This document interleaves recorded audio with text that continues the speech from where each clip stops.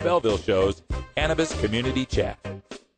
All right, welcome back, everybody. We are live from River Rock MMC here in Denver, Colorado, and joining us here, we've got Norton Arbalaez, is the founder and co-owner. Is that right? Founder and co-owner, yes, along with some great partners. How are you, Russ? Good to see you. I'm doing fantastic, and we're just going to do a brief interview here because we got a lot of video to show that we did earlier, and want to thank you for giving us this tour.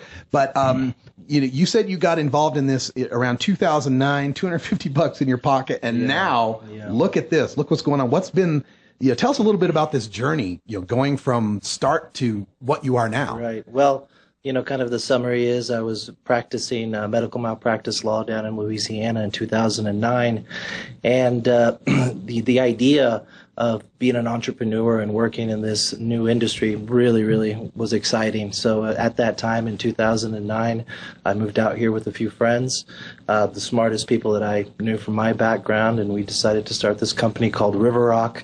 We've grown organically from the very beginning in the sense that our relationship with this wonderful plant has really been the springboard for our success, our respect for its botanical, for its medicinal properties, our real attention to detail, our understanding that this is a plant that serves not only as a medicine, but also as a source of great solace for many of our patients. Absolutely. And I saw, I got to observe operations and see the counseling that was going on and how your staff was very attentive to people aside from just the use of the cannabis. I mean, I saw, I was talking to, I forget his name, who was telling me the whole regimen that he recommends for cancer patients, from a juice to changing diet to balancing pH. I mean, there was a lot of detail there.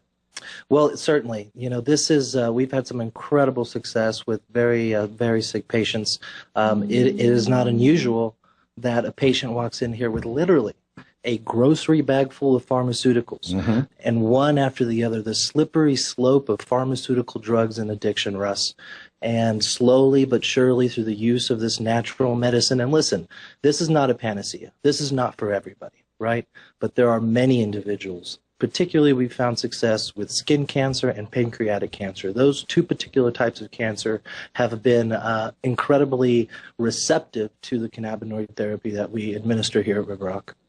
Now, this facility, we talked about in previous shows how Colorado's law requires at least a 70% vertical integration. You're 100% vertical integration. And for people that are new to this and don't know what the heck that means, what does it mean? Well, vertical integration, in a very short summary, is this. You have to produce what you sell.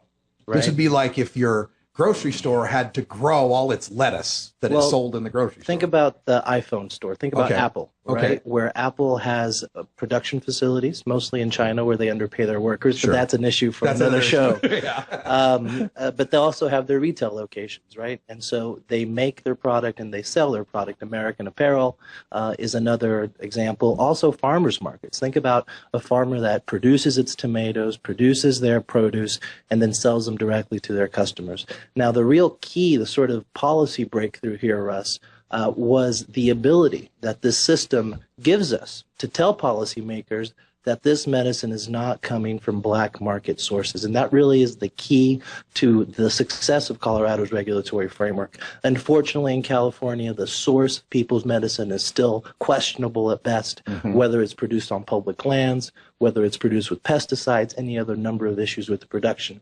So vertical integration was a fail-safe that was introduced in the beginning to make sure that the medicine that people were consuming was produced legitimately. Yeah, and this can be frustrating to people in our movement, people who've been growers on a small scale or caregivers for a long time. They feel like they've been cut out, but there's just kind of a political reality there. They call it black market. We call it Bob, the guy we knew for years. So is there going to be a change in that, or is this going to be with us until, we get a much broader legalization nationwide? Well, I'll tell you, Russ, I think in today's world and in our industry, anything is possible. We have, in the last 3 years, overcome incredibly high barriers that the previous 70 years of prohibition had put before us. I think the public sentiment, public opinion on this issue is very clear. We've seen some good reports from the Pew Center, from the Rand Corporation. For the first time in history, we enjoy over 50% support in the general public. And so ultimately, slowly by surely, but as states come onto the medical marijuana program, I think we'll see a little bit of an easing of the laws. Yeah, I hope so. All right, we're going to take a look. We got some videos queued up here that we recorded a little bit earlier, kind of showing the different aspects, you know, from the retail sale part to the grow part, the trimming and harvesting. And we got about 30 seconds before we have to run them. So I'll give you the last word. Anything you'd like to say? If people want to get in touch with you or anything like that? Well, it's riverrockcolorado.com, all spelled out.